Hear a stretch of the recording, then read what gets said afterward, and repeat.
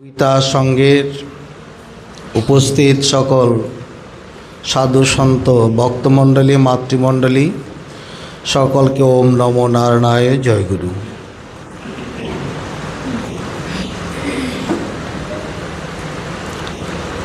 আমরা এই দুর্লভ মানব জীবনে এসে আমাদের বিশেষভাবে দুইটি জিনিস অনুধাবনীয়। একটা হলো এই মানব জীবনের শ্রেষ্ঠত্ব বা গুরুত্ব অনুভব করা, দুই হলো এই মানব জীবনকে সফল করার জন্য প্রস্তুতি গ্রহণ করা। তজ্জন্য আমরা সাধুসঙ্গ, গুরুসঙ্গ, নিয়মিত গুরুকরণ, উপাসনা, গীতাপাঠ, তীর্থভ্রমণ এসব করে থাকি। আমাদের ঋষিরা আমাদের 12 মাসে 13 পার্বণ, পঞ্চমহাযজ্ঞ, পঞ্চদেবতার নিয়মিত উপাসনা, স্তুতি, পূজা, পাঠ, প্রার্থনা, নিয়মিত স্বাধ্যায় সৎসঙ্গ করার জন্য বিশেষ আহ্বান। একমাত্র কারণ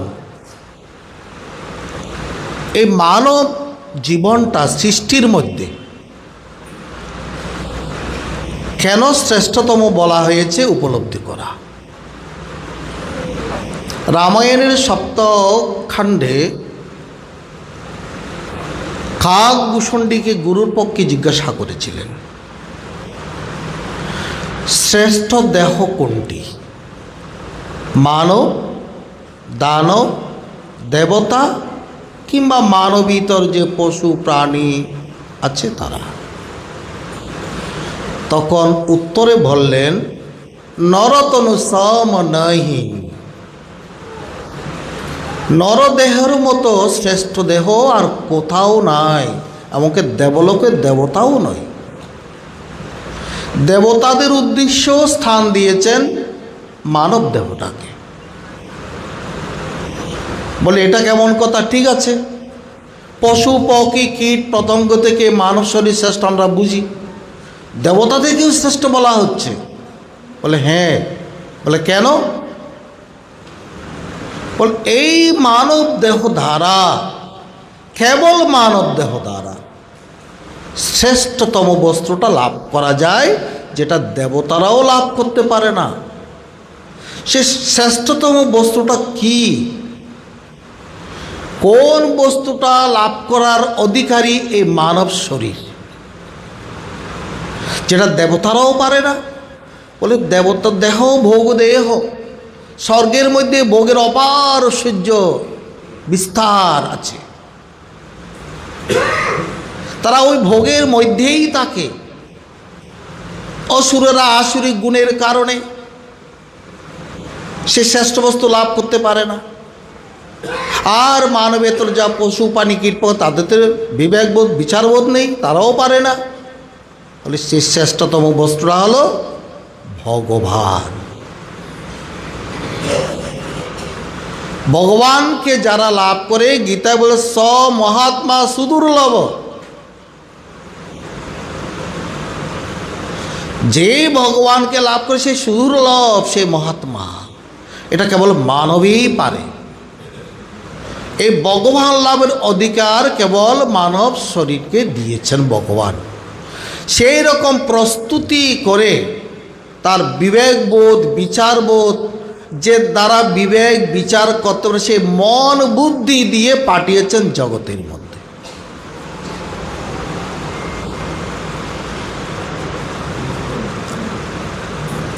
আপনাকে একটা পরশ পাথর দেওয়া হলো, কৃপা করো কোনো মহাত্মা হয়তো দিলেন আপনাকে, আর বললেন এটা, এই পরশ পাথরের মাহাত্ম্য হলো যে কোনো লোহাকে আপনি স্পর্শ করাবেন সেটা সোনা হয়ে যাবে। আপনি ঘরে এসে সে মহাত্মার উপদেশটা ভুলে গেলেন, আর ভুলে গিয়ে কি করলেন? ওই পরশ পাথর দিয়ে মরিচ বাটা, হলুদ বাটা, মশলা বাটা শুরু করে দিলেন। কিংবা কারোর সঙ্গে ঝগড়া হলেও ওটা দিয়ে কারো মাথা ফাটিয়ে দিলেন। পরশ পাথরের মূল্যকে আপনি দিতে পেরেছেন? পেরেছেন কেউ? সৃষ্টির মধ্যে এই দেহটা হলো পরশ পাথর।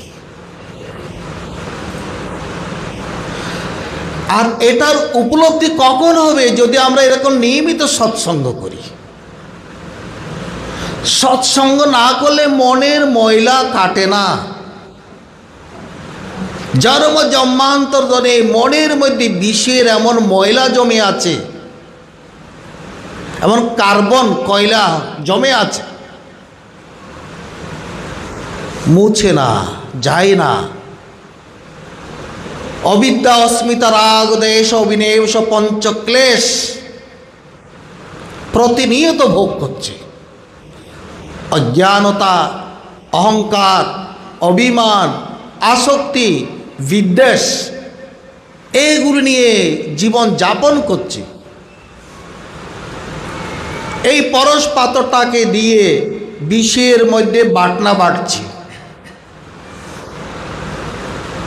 এই পরশ পাথরটা দিয়ে বিষের কাজের মধ্যে বিষয় বিষটা ভোগ করার জন্য লাগিয়ে দিয়েছে। এরপরও যদি ভগবানের দোষ দিই, যে মহাত্মা আপনাকে পরশ পাথরটা দিল, আপনি কি তার দোষ দিতে পারবেন? হঠাৎ করে একদিন মনে হলো সে মহাত্মার কথা, আরে এই পরশ পাথরটা আমার অভাব দূর করবে। কই, আমার অভাবটা এতদিনে দূর করে নাই। ও পরশ পাথরের ব্যবহার যদি আমি না জানি, ব্যবহার বিধিটা যদি আমি না জানি, ওই পরশ পাথরের গুণকে আমি উপলব্ধি করতে পারবো? এই যে মূল্যবান দেহটা দিয়েছেন ভগবান পরশ পাথর রূপে, অনন্ত কোটি ব্রহ্মাণ্ডের মধ্যে, অনন্ত কোটি সৃষ্টির মধ্যে, অনন্ত অনন্ত লক্ষ লক্ষ জীবজনির মধ্যে, চতুর্শীতি লক্ষেষু শরীরেষু শরীরিণাং ন মনুষ্যং বিরান্যত্র তত্ত্বজ্ঞান প্রজায়তে। বলে 84 লক্ষ যোনির মধ্যে মানুষ দেহ ব্যতীত কেউ জ্ঞান বা মুক্তি লাভ করতে পারে না। এই কথাগুলো প্রথমে অনুধাবন করতে হবে। মানব জীবনের গুরুত্বটা উপলব্ধি করে এই মানব জীবনটাকে কিভাবে সফল করা যায়, যে সফলতা প্রাপ্ত হলে আমার মনের মধ্যে অপার আনন্দ, শান্তি, সুখ অনুভব হবে। বিষে বিষটা ভোগ করে কি অনাবিল শান্তি পাওয়া যায়? যদি তাই পাওয়া যেত, কেন ভগবান বললেন অনিত্য লোকে এসে আমার ভজনা করো, অনিত্যম অসুকম লোকম ইমং প্রাপ্য বজস্বমম। অসুকম লোকম, এটা অসুখকর লোক, এখানে প্রকৃত সুখ এখানে পাওয়া যায় না। বালিতে আমি যদি মরুভূমিতে গিয়ে বালি ফ্যাশন করি, সেখানে কি আমার তেল পাওয়া যাবে? এই কথাগুলো ভগবান আমাদেরকে দিব্য প্রসাদ রূপে গীতার মধ্যে আমাদেরকে দান করেছেন। আমরা শুধু নাড়াচাড়া করছি। গীতায় ভগবান কি সংবাদ, কি প্রসাদ আমাদের জন্য প্রেরণ করেছেন, আমাদের কর্তব্য সে প্রসাদ আহরণ করা। ভগবান দিয়ে রেখেছেন। গীতা হলো ভগবানের দিব্য প্রসাদ। অত আমরা প্রসাদের জন্য দুয়ারে দুয়ারে, তীর্থে তীর্থে, কোথায় কোথায় পরিভ্রমণ করছি। দিব্য প্রসাদ রয়েছে আমার ঘরের মধ্যে, আমি নিজে জানি না।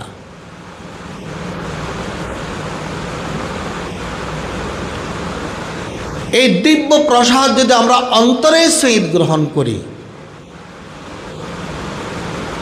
তাহলে আমাদের জীবনেও সুখ, শান্তি, অনাবিল আনন্দ প্রাপ্ত হবে। এই দুইটা জিনিস আমাদের উপলব্ধির বিষয়। মানব জীবনের গুরুত্বটা কি? বাচ্চা বাবাকে গিয়ে বললেন, বাবা পৃথিবীতে সকল জিনিসের মূল্য আছে, আমার মূল্য কত? বাবা তো হঠাৎ করে পুত্রে এমন প্রশ্নের সম্মুখীন হলেন। বাচ্চারা তো অচানক অচানক প্রশ্ন করেই, মাথার মধ্যে যা উঠে তাই পট করে বলে দেবে। ঠিকই তো বলেছেন না? প্রত্যেকটা বস্তুর মূল্য আছে জগতের মধ্যে, সব কিছুর। বাজারে যান, চাল ডাল আলু তরকারি, সোনা দানা টাকা পয়সা গয়না কাপড় চোপড় বাড়ি বিল্ডিং গাড়ি সব কিছুর মূল্য আছে। তো ছেলেরা বলছে আমার মূল্য কত? ওরে বাপরে বাপ! আবার ছেলেটাকে উপযুক্ত উত্তর না দিলে সে তো শান্ত হবে না। বলে ঠিক আছে, তোমার মূল্য উপলব্ধি করতে হলে তোমাকে বাজারে বসতে হবে, বাজারে যেতে হবে। বাজারেই তো দ্রব্যের মূল্যায়ন হয় না? ঠিক আছে, বাজারে যাব। কি নিয়ে যাব আমি? কি পসরা? ওখানে কি করব আমি? বল এই রত্নটা নিয়ে যাও। এটা তুমি এটার দাম জিজ্ঞাসা করবে। সবজির দোকানে যাবে, ফলের দোকানে যাবে, সোনার দোকানে যাবে, কিন্তু বিক্রি করবে না, দাম শুনে চলে আসবে। সবজির দোকানে আলুওয়ালার দোকানে গেল, ভাইয়া এটা দিয়ে আমাকে কত কেজি আলু দেবে? বলে 1 বস্তা আলু দেব। সে চলে আসছে, তাকে বাবা বারণ করে দিচ্ছে বিক্রি করবে না, শুনে আসবে। আলুওয়ালা বলছে আরে ভাই আসো না, 2 বস্তা আলু দেব। বলে না। ফলের দোকানে গেল, ভাই এই রত্নের বিনিময়ে কী দেবে? বলে তোমাকে 10 কেজি আপেল দেবো, 10 কেজি পেয়ারা দেবো, 10 কেজি আঙ্গুর দেবো। সে চলাচ্ছে, বলে চলে আসছো কেন? আরও দেবো, তুমি এটা দাও আমাকে। বলে না। পাশে সোনার দোকানে গেল, তাকে দেখালো আমার রত্নের বিনিময়ে আমাকে কত কেজি সোনা দেবেন? বলে তোমাকে 1 লক্ষ টাকা দেবো। সে চলাচ্ছে, বলে না আর 1 কোটি টাকা দেবো। তবু সে বলে না 2 কোটি টাকা দেবো। বাবা তো বারণ করে দিচ্ছেন বিক্রি করতে। বাবার কাছে চলে আসলো, বাবা জিজ্ঞাসা করলেন তোমার রত্নের দাম কে কী বললো? 2 বস্তা আলু, 10 কেজি করে আপেল কমলা এসব টেসব, আর 2 কোটি টাকা। বুঝতে পেরেছ তুমি তোমার জীবনের মূল্য? বলে আমি তো বুঝি নাই এখনো। তোমার জীবন ওই রত্নের চেয়েও অমূল্য। ওই রত্নটা তো 2 কোটি টাকা মূল্যায়ন করেছেন। তোমার মধ্যে যে সম্পদ আছে, ধর্মস্য তত্ত্বং নিহিতং গুহায়া, তোমার অন্তরের মধ্যে যে অপার ধন লুকিয়ে আছে, সেটার মূল্য অমূল্য। সেটার যদি আমরা মূল্যায়ন করতে না জানি, বাবাজির একটা বাণী সবসময় মনে পড়ে, 1000 টাকার বাগান কেলেও 10 টাকার ছাগলে। এটা আবার কেমন কথা? 1000 টাকার বাগান, আমার এই অমূল্য দেহের মধ্যে যে অমূল্য বাগান, এই দেহটা, তার মধ্যে এই একদম পদ্মফুলের মতো চোখ আছে, হাত আছে, নাক আছে, পা আছে, 10 ইন্দ্রিয় আছে, অন্তঃকরণ আছে, কত কিছু আছে শরীর, তার মধ্যে আরেকটা অমূল্য বস্তু আছে। আর 10 টাকার ছাগল বানিয়ে 10 ইন্দ্রিয় দ্বারা এই ছাগলটাকে, এই শরীরটাকে খাচ্ছে।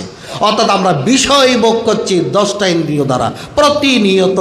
সব দেশ পশু রূপ রস গন্ধ কামিনী কাঞ্চন বিষয় আশয় ঘর বাড়ি টাকা পয়সা ধন দৌলত, এগুলোই ভোগ করতে করতে 1000 টাকার বাগানটা নষ্ট করে দিলাম। 1000 টাকার বাগান মানে অমূল্য বাগান, অমূল্য মানবী দেহ। অমূল্য দেহটা 10 টাকার ছাগলে নষ্ট করে দিচ্ছে। 10 টাকার ছাগল মানে 10 ইন্দ্রিয়। প্রতিনিয়ত 10টি ইন্দ্রিয়র আকর্ষণ আমরা বাধা। এই সৎসঙ্গ করলে জীবনের মূল্য, প্রকৃত মূল্য, তার সন্ধান পাওয়া যায়। কিন্তু সৎসঙ্গ না করলে সেটা পাওয়া যায় না। বলে কীরকম? দৃষ্টান্ত দিচ্ছে মহাত্মারা। বলে দেখো, বাবা মরে যাওয়ার সময় খাতায় লিখে দিলেন, আমাদের পুকুর পাড়ে যে বিষ্ণু মন্দির আছে তার চূড়ায় প্রচুর ধনরত্ন আছে। হে পুত্র, আমি মরে গেলে তোমার ধনরত্নের অভাব হবে না। ওই মন্দির থেকে তুমি ধনরত্ন নিয়ে আমার শ্রাদ্ধাদি কার্য সম্পাদন করবে এবং তোমাদের ভরণ পোষণ জীবন ধারণের যা হতো সেখান থেকে প্রাপ্ত হবে। বাহ, ছেলে পেয়ে তো মহা খুশি। বাবারা লিখে যান মৃত্যুর আগে কত টাকা ব্যাংক ব্যালেন্স, কত টাকা সোনাদানা, লকারে কত, কত বাড়ি, কটা গাড়ি ভাগ করে দিয়ে যায়। সেও খুশি হয়ে গেল। ধুমধাম করে বাবা শ্রাদ্ধা আদি করে একদম ঋণ টিন নিয়ে, ওটা কাউকে জানায়নি। সে তো জানে আমার অনেক ধনরত্ন আছে, আমি 2-4 লক্ষ টাকা লোন টোন নিয়ে সব কার্য সমাধা করলো, যখন পাওনাদাররা আসলেন তখন ওই মন্দিরটা ভেঙে চূড়া ভেঙে দেখতে গেল সেখানে কোনো সোনাদানা নেই, সব ইট পাটকেল আর লোহা ছাড়া কিছুই নেই, মাথায় হাত। সর্বনাশ, সর্বনাশ! এত টাকা লোন দেবো কী করে? পথের বিকেলে হয়ে বসে আছে। তাহলে বাবাকে মিথ্যা কথা বলল। বাবাকে মিথ্যা বলেছেন, ছেলের সঙ্গে পাটোয়ারি বুদ্ধি করতে পারেন বাবা, প্রতারণা করতে পারেন, কপট বুদ্ধি করেন কখনো বাবা? পৃথিবীতে বাবার কাছে সন্তানের তুল্য বড় সম্পদ আর কিছুই নেই। তখন সেই পথে এক সাধু বাবা যাওয়ার সময় তার এই বিষণ্ণ বদন মগ্ন, এই হতাগ্রস্ত, ওই হতাশাগ্রস্ত বালককে দেখ বলে, তুমি কান্না করছো কেন? বলে, আমার এই দশা। বলে, তাই কথা? তুমি চিন্তা করো না, তোমার বাবা ঠিকই বলেছেন। আমি তোমাকে কিছু টাকা দিলাম, ওই মন্দিরটা তুমি আবার বাঁধিয়ে রাখো, 1 বছর পরে আমি আবার আসবো। 1 বছর পরে সাধু বাবা এসে তাকে জানালেন, তোমার বাবা কি লিখেছে আমাকে দেখাও। বাবা লিখেছেন, আমার পুকুর পাড়ে বিষ্ণু মন্দিরের চূড়ায় ধনরত্ন গ্রথিত আছে, কার্তিক মাসের পূর্ণিমা তিথিতে সেখানে তুমি সেই ধনরত্ন সংগ্রহ করে নি। বল, ঠিকই তো বলেছেন। আবার নাও, শাবল টাবল কোদাল টোদাল যা আছে সব নিয়ে আসো, সাধু বাবা বললেন। এবার কিন্তু আর মন্দিরের চূড়া ভাঙেনি, চূড়ার ছায়াটা যেখানে পড়েছে সেখানে যখন কোরা হলো সেখানে অপার ধনরত্ন দেখতে পেল। অর্থ কি? এই শরীরটা হচ্ছে ছায়া, খায়া পরমাত্মা। আমাদের এই বাপদাতা হলেন, আমাদের যে লিখে গেছেন এটা হচ্ছে শাস্ত্র। গুরু এসে শাস্ত্রের মর্ম উদ্ঘাটন করে দিয়েছেন। বলছেন, গীতা শ্লোকে কুকণ্ড গিলিলা আশ্বাদ নাই, গুরুর পাশে বসে বসে সরস্বতী শিবান চায়। বাবা যে লিখিয়ে দিল, ছেলে পরে তো বুঝতে পারবে না, গুরুর কাছে কি বুঝতে হবে। গীতাতে বল, গীতা একটি শাস্ত্র, ওটা লিখেছেন মুনি ঋষি, লিখেছেন ব্যাসদেব, লিখেছেন অনিত্যম অসুখম লোকম ইমাম প্রাপ্য ভজস্যমাম। অনিত্য অসুখ লোকে এসে তুমি আমার যদি ভজনা করো, আমি তোমাকে দিব্য জ্ঞান দেব। তেসা মহম সমুদ্দত্তা মৃত্যু সংসার সাগরাত, তোমাকে মৃত্যুময় সংসার থেকে উদ্ধার করব। এর চেয়ে ভগবানের প্রতিজ্ঞা ভক্তের কাছে আর কি হতে পারে বলেন তো? আমরা যদি সেই পথে না চলি, ওই পরশ পাথর দিয়ে মশলা বাটার মতো অবস্থা হয়ে যাবে। এটা হচ্ছে কায়ার প্রতিবিম্ব, এই ছায়া, এই শরীরটা হচ্ছে একটা ছায়া। ছায়ার কোনো মূল্য নেই, কায়ার মূল্য আছে। কায়া মানে পরমাত্মা। ওই ছায়ার মধ্যে কায়াটা আছে বলে প্রতিবিম্বটা এসেছেন। ওই পরমাত্মা না থাকলে দেহের কোনো মূল্য নেই। যার দ্বারা আমরা মূল্যায়িত, যার দ্বারা আমরা চোখে দেখি, যার দ্বারা আমরা কথা বলি, ওই আমরা যেমন দেবী সূক্ত পাঠ করি, সেখানে লিখেছেন মা দুর্গা, অম্বিক নামনি সেই ঋষি লিখেছেন, মহিলা ঋষি লিখেছেন, মমাদ্যা শক্তি বলে অন্নভোজি গ্রাস তুলে, মম শক্তিতে সবে দেখে পাই আমার বল, শ্বাস প্রশ্বাসের বল দেহপিণ্ডে প্রাণ বেঁধে রাখে। শ্রবণাদি যে যাহা করে সে আমার শক্তি বলে, যারা ইহা দেখিতে না পায় তাদের যাওয়া আসা জন্মমৃত্যু যাতা পেশা, এই ব্যবসা খণ্ডন না যায়। আমরা একটা বিচার করি না, আমাদের একটা শ্বাস পড়ছে, কার শক্তিতে আবার ভিতরে এটা যাচ্ছে, যা আমার শরীরটা প্রাণবন্ত আছে। এই যে আমরা নিদ্রা যায়, কে আমাকে ঘুম থেকে আবার জাগিয়ে তোলে? কোন শক্তিতে আমাদের এই চোখের পলক ওঠানামা করে, শ্বাস প্রশ্বাস আসা যাওয়া করে, মাথার চুল বৃদ্ধ হয়, হাতের লোম বেড়ে যায়? কার শক্তিতে? প্রতি লোম কূপে কার শক্তি বিরাজ করছেন? পরমাত্মার শক্তি। তিনিই প্রকৃত কায়া। তার দ্বারা আমাদের শরীর প্রাণবন্ত আছে, জীবন্ত আছে, ক্রিয়াশীল আছে, কর্মঠ আছে। আমরা এগুলো বুঝতে পারি না। আমরা তখনই বুঝতে পারবো আমরা যদি ভগবানের ঠিক ভক্ত হতে পারি। মায়ার পিতা মনোবুদ্ধি জমত ভক্ত সমীর প্রিয়, গীতায় বলছেন দ্বাদশ অধ্যায়ে, যে আমাকে মন বুদ্ধি অর্পণ করে সে হলো আমার প্রকৃত ভক্ত। মন বুদ্ধি অর্পণ কীভাবে করব? একটা কাহিনী বলি। মন বুদ্ধি কীভাবে অর্পণ করবেন? জনক রাজা শুনলেন আত্মজ্ঞান বা ঈশ্বর লাভ করতে 1 মুহূর্ত সময়ও লাগে না। বলছে গোড়ার পিঠের উপর উঠতে যতক্ষণ সময় লাগে ততক্ষণ সময়ও লাগে না ঈশ্বরকে লাভ করতে। আমার এখন সে আত্মজ্ঞান চাই। জীবন অনেক ভোগ ঐশ্বর্য প্রাপ্ত হয়েছি, অনেক মান সম্মান প্রাপ্ত হয়েছি, জীবনে অনেক কিছু হয়েছে, এবারে এগুলো আর চাই না। আমার জ্ঞান চাই, জ্ঞান চাই। কেননা জ্ঞান কেন? জ্ঞান না হলে মানব জীবনের উৎকর্ষ সাধন হয় না, মানব জীবন পূর্ণতা লাভ করে না, মানব জীবন সফল হয় না, মানব জীবনের যে দুঃখ, জন্ম মৃত্যু দুঃখ, সেটা থেকে মুক্তি পাওয়া যায় না। এমনকি জ্ঞান না হলে মানব জীবনের পতনও হতে পারে। ওই যে প্রথম দুইটা জিনিস বললাম, 2 নম্বর জিনিস, এই মানব জীবনের উৎকর্ষ সাধনের জন্য, মানব জীবনের পরিপূর্ণতা লাভের জন্য, মানব জীবনের সফলতার জন্য, মানব জীবন অধপতন হতে না দেওয়ার জন্য আমাদের সকল প্রকার প্রচেষ্টা থাকা উচিত। সেটা এখন অনুভব করছেন জনক রাজা। আমার জ্ঞান চাই, জ্ঞান চাই। জ্ঞান ব্যতীত মুক্তির অন্য কোনো উপায় নাই। নাইন্যং পন্থা বিদ্যতয় নাই, অন্য কোনো উপায় নেই।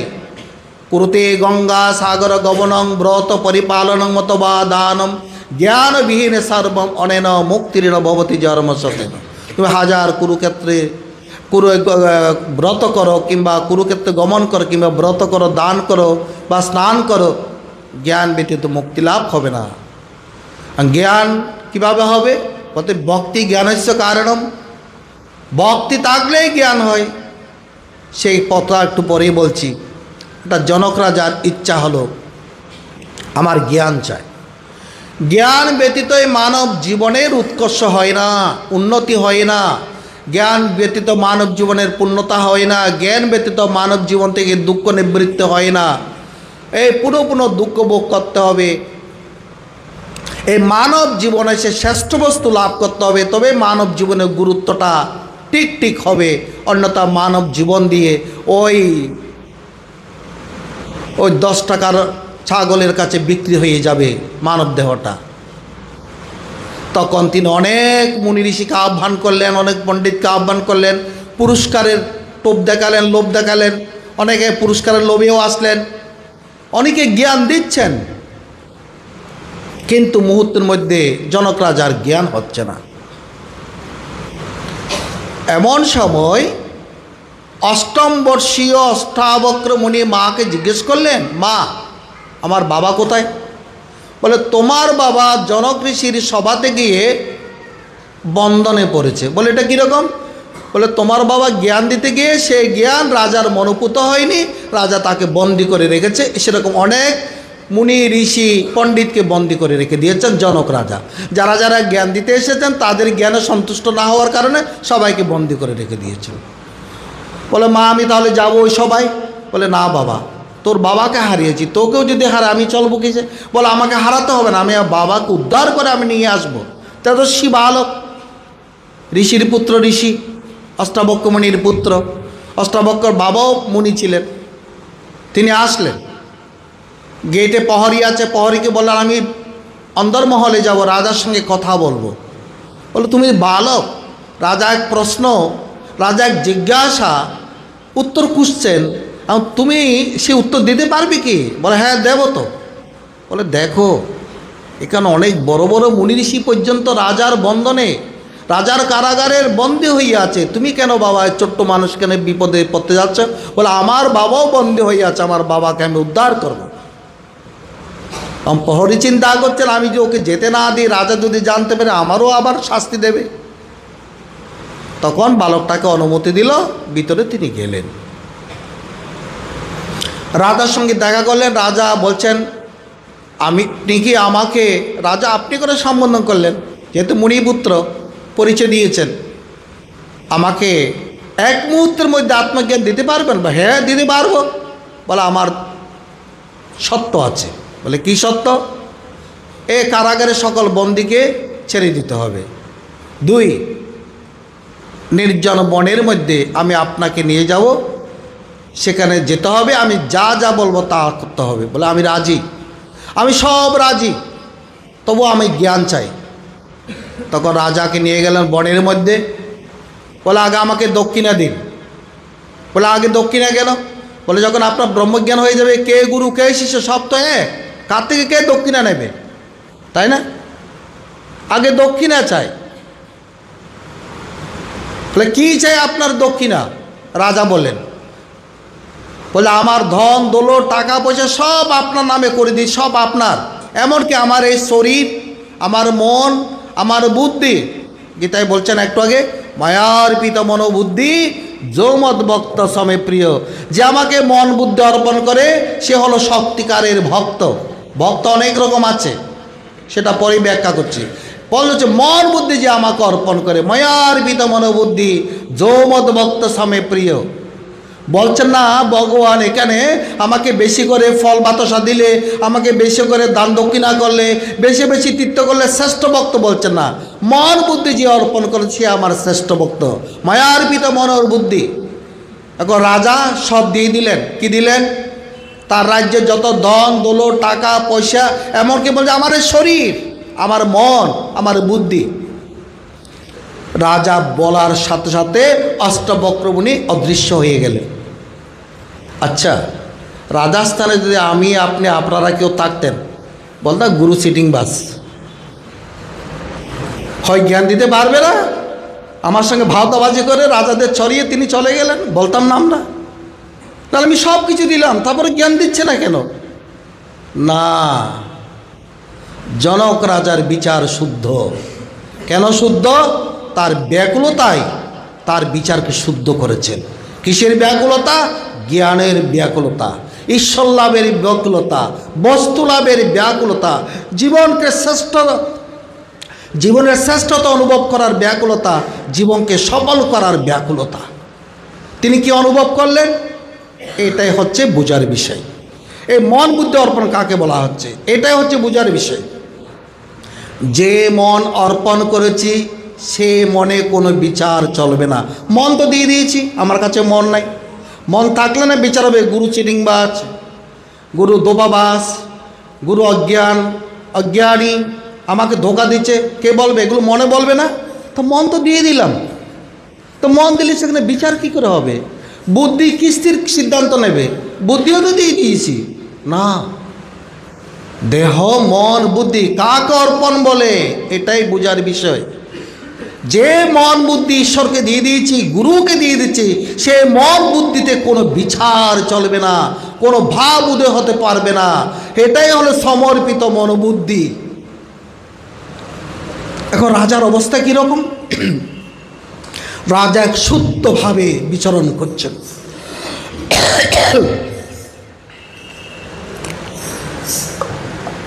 এক শুদ্ধভাবে বিচরণ করছেন। যখন অষ্টাবক্র মুনি দেখলেন, অষ্টমবর্ষীয় অষ্টাবক্র মুনি, রাজা এখন শুদ্ধ মনে বিচরণ করছেন, তখন এই অষ্টাবক্র মুনি এসে জ্ঞান দান করলেন। তুমি যাকে অনুসন্ধান করছো তুমি সেই, অর্থাৎ তুমি এখন যে অবস্থায় আছো ওই অবস্থাটার জ্ঞানী হচ্ছে তুমি, সেই জ্ঞান ও স্বরূপ পরমাত্মা। মন বুদ্ধি অর্পণ কাকে বলা হয় বুঝতে পেরেছেন? মন বুদ্ধি যদি আমি ঈশ্বরকে দিয়ে থাকি, সেখানে কোনো বিচার, কোনো ভাব, কোনো তরঙ্গ, কোনো চেতনা, কোনো কামনা, কোনো বাসনা কোনো রকম স্ফুরণ করতে পারবে না। সেই জন্য ভগবান বলেছেন, মায়ার পিতা মনোবুদ্ধি যো মদ্ভক্ত সমে প্রিয় মজ্জেব মনাদস্য মনোবুদ্ধি নিবিশস্য নির্জব অত উদ্দগ্ন সংশয়। যারা মন বুদ্ধি আমাকে অর্পণ করেছেন তারা তো ঊর্ধ্ব লোকেই থাকবেন, এতে কোনো সংশয় নাই। ময়েব মনাদস্য মনোবুদ্ধি নিবেশয়, যে আমাকে মন আমাতে লগ্ন করেছেন, বুদ্ধি আমাকে স্থির করেছেন, তিনি তো নিত্য পদেই থাকবেন। এটাই হচ্ছে ভগবানকে ভক্তি করার ফল। প্রকৃত ভক্তি বলছে এটাই। এই ভক্তির দ্বারা ভগবানকে জানায়, বক্তা মাম অভিজানাতি, পুরুষ পরভক্ত, সে পরম পুরুষকে ভক্তির দ্বারা লাভ করা যায়। এটাই হচ্ছে অব্যভিচারিণী ভক্তি, অছলা ভক্তি, প্রেমনিষ্ঠা ভক্তি। আমাদের সাংসারিক মানুষের মধ্যে এক প্রকার ভক্তি আছে। এবার একটা সংসারে আসি, আমাদের ভক্তিগুলো কীরকম একটা বিচার করি। আমাদের ভক্তিগুলো হলো ঘরে সব কাজ কাম সম্পন্ন করে, আমার মনের মতো চাহিদা পূর্ণ করে, আমার যত প্রকার অনুষ্ঠান আদি আছে সবগুলো বাইনে টাইনে সব ফিল আপ করে, যদি একটু ফাঁক থাকে ওই ফাঁকে একটু ভক্তি করতে সঙ্গে আসবো, আমি সেটার নাম দিলাম ফাঁকা ভক্তি। ফাঁকা ভক্তি পাকা হয় না, মনে রাখবেন। ফাঁকা ভক্তি পাকা হয় না, এরকমই জীবন চলে। আমাদের মধ্যে কোনো সঠিক ব্যাকুলতা জাগে না। আমার যদি ব্যাকুলতা জাগে, আমার জীবনের মূল্যায়ন যদি আমি অনুভব করি, আমার জীবনকে সুন্দর করার জন্য, জীবনকে মূল্যায়ন করার জন্য ব্যাকুল হয়ে, স্বামীর পথ মানে যেরকম স্ত্রী বসে থাকে দূর দেশের থেকে কখন স্বামী আসবে, আমাদের মনের মধ্যে ব্যাকুলতা থাকবে। এক সপ্তাহ পর একটা সঙ্গ আসবে, কখন আমি সঙ্গে যাব, সঙ্গে দু চারটা কথা শুনবো, সঙ্গে প্রার্থনা করবো, প্রাণটা জোড়াবো। আমাদের মনে সে ভাব ভক্তি এসেছেন?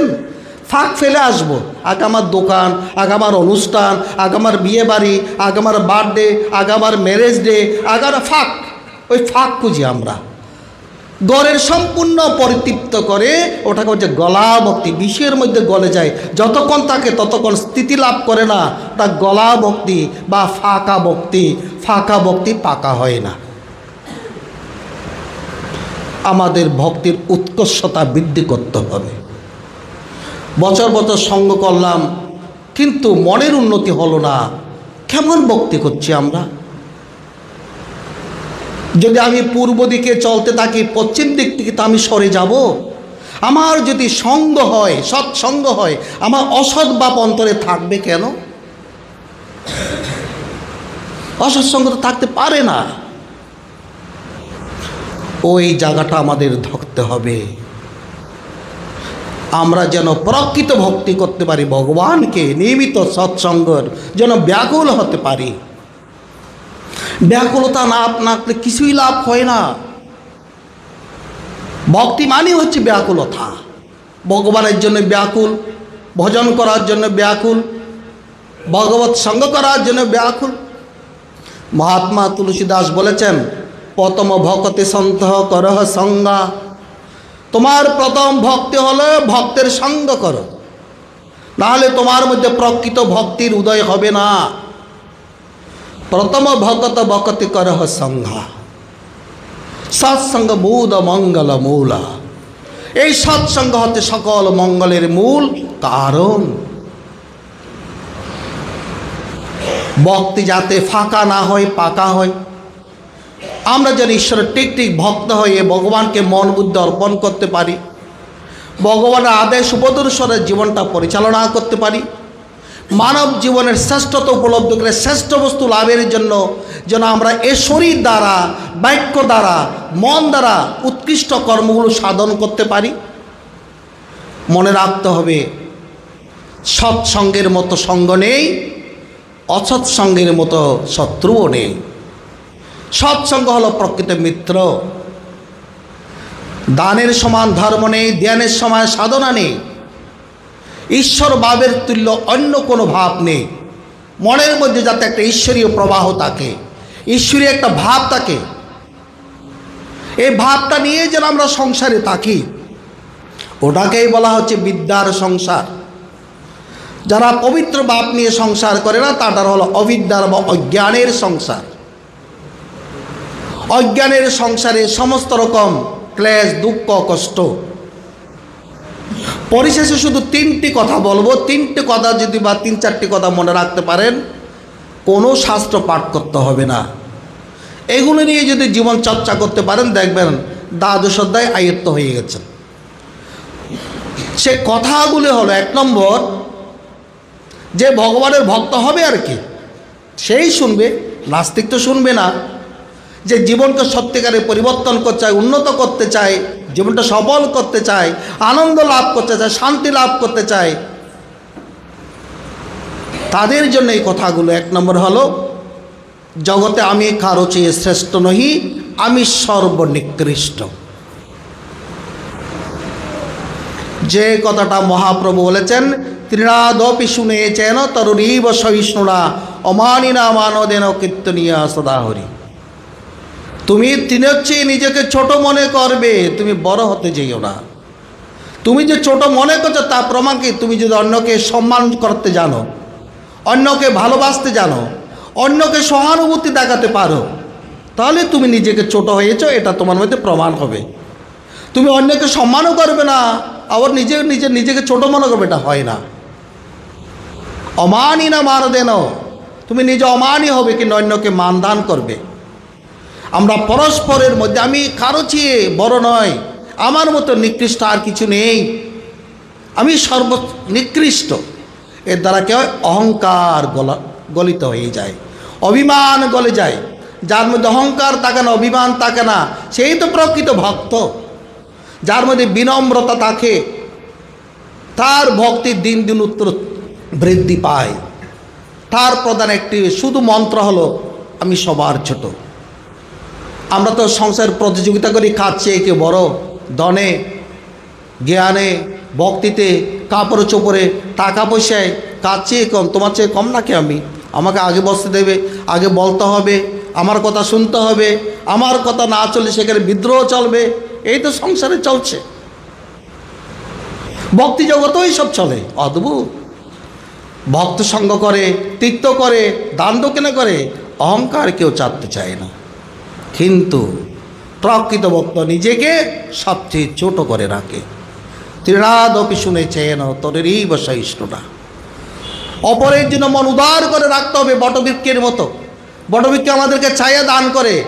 বট বৃক্ষের শাখা পল্লব কাটলে বলে না আমাকে তুমি কেন কষ্ট দিচ্ছ। যে ভক্ত সে অপরের অপমান তিরস্কার সব সহ্য করবে, সব সহ্য করে অপরকে কি দেবে? বৃক্ষের মতো ছায়া দেবে, গাভীর মতো দুগ্ধ দেবে, নদীর মতো জল দেবে। গাভীর দুগ্ধ গাভী পান করে না, নদীর জল নদী পান করে না, বৃক্ষের ফল বৃক্ষে খায় না। তারা পরের জন্য জীবন উৎসর্গ করে। তাদের প্রকৃতি থেকে আমাদের মধ্যে সেই উদার ভাব আসছে না।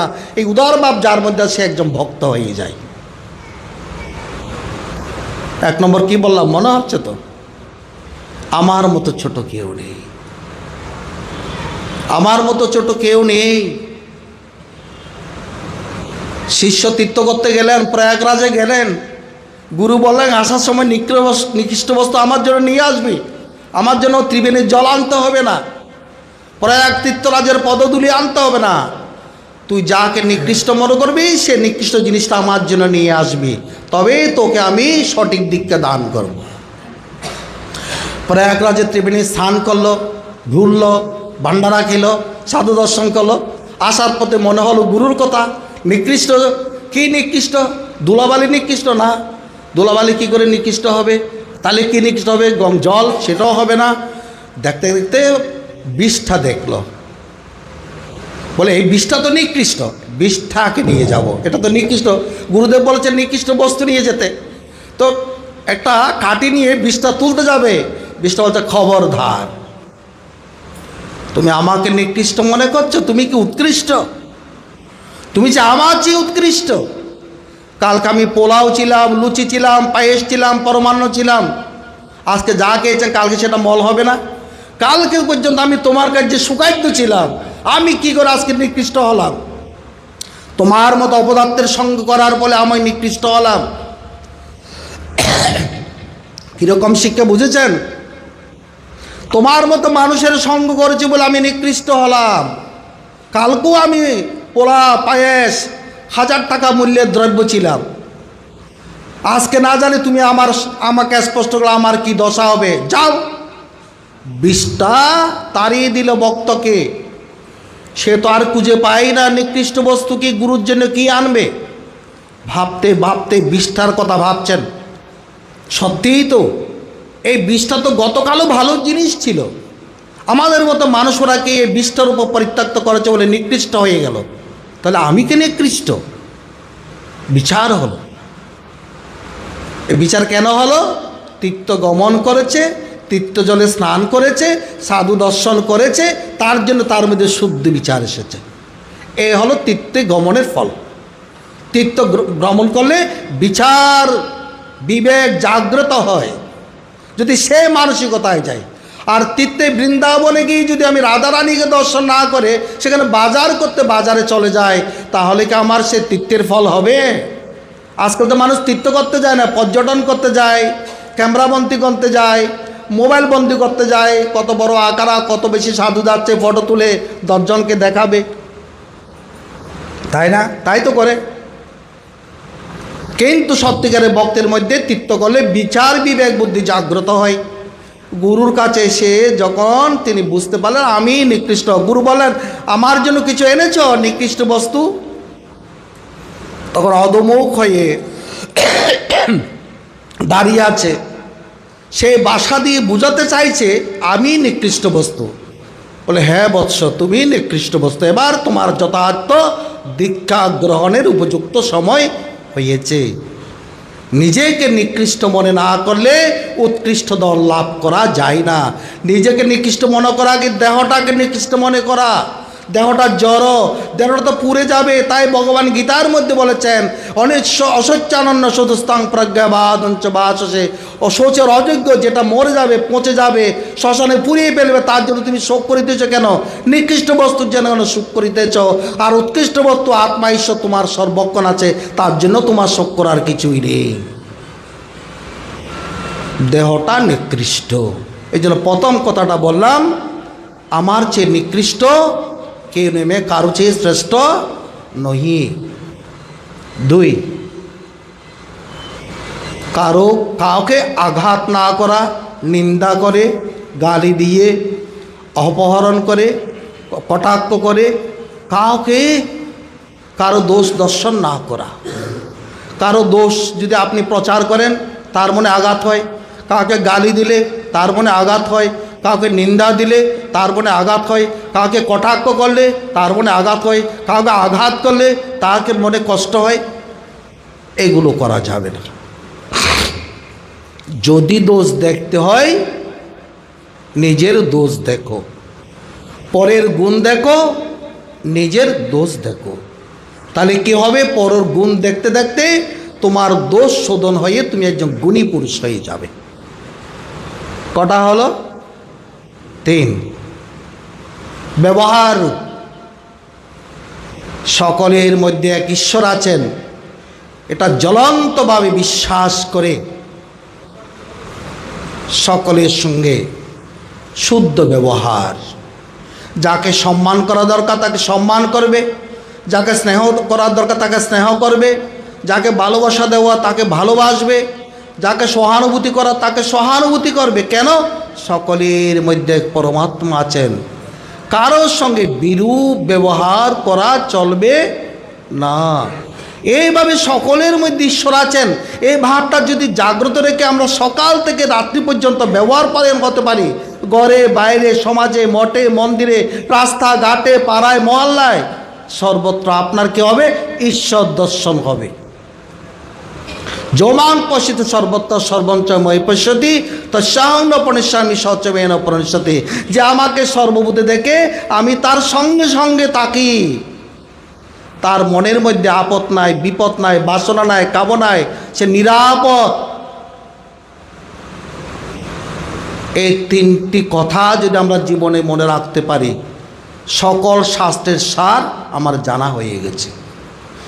এই জন্য এই কথাগুলি প্রাণবন্ত রাখার জন্য নিয়মিত সন্ধ্যা, উপাসনা, সদাচারে জীবনযাপন, গীতা পাঠ, সৎসঙ্গ, স্বাধ্যায় করা প্রয়োজন। ওম তস্য জয় গুরু।